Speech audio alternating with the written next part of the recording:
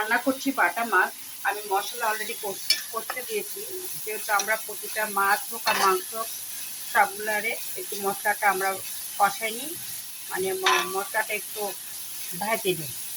আর এই কড়া না হলে আমাদের খেতে ভালো লাগে না। এই জন্য আমরা বরাবরই সব মশলায় যে মশলা আমরা রান্না করি না কেন, মাছ হোক মাংস, আমরা আগে মশলাটা সুন্দর করে কষাই নিই।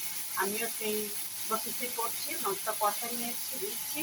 তার সঙ্গে আমার বাটা মাছ ভাজা হয়ে গেছে, এই দেখুন। আর দেশি আলু, বগুড়ার আলু, এটা আমার বাড়ি থেকে আনা। এই আলুটা শেষ করতে হবে আস্তে আস্তে, নাহলে আলু পচন হচ্ছে। তার ফলে আমি জানি আলুটাই বেশি ব্যবহার করছি, কারণ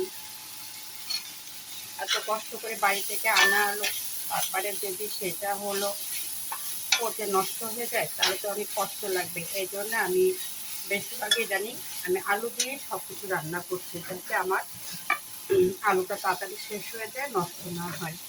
আর এই জন্য আমি বগুড়ার আলু দিয়ে রান্না করবো বাটা মাছ। আর আমাদের বাসার সিস্টেম, আমি ভাজা মাছ ছাড়া খেতে পারি, সাহেবও ভাজা মাছ ছাড়া খেতে পারে, কিন্তু খেতে পারে না আমার ছেলে।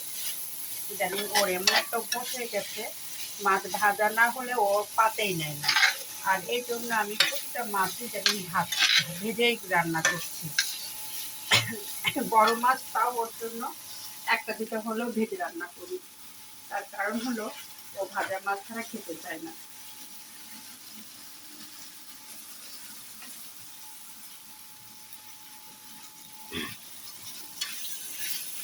কথায় কথায় চলে আসলাম। এখন মাছ আলুটা আমি খুব সুন্দর করে ভেজে নিই, ভেজে নিয়ে পানি দিয়ে মাছটা দিয়ে দিই। এই মাছটা দেওয়ার পরে যখন পরিমাণ মতো ঝোল রাখবো, রেখে আমি জিরা দিয়ে নামিয়ে ফেলবো। কারণ আমরা সবসময় ভাজা জিরা খাই সব কিছুতেই, এই জন্য মাছতেও আমি নামার আগে আগে ভাজা জিরা দিব।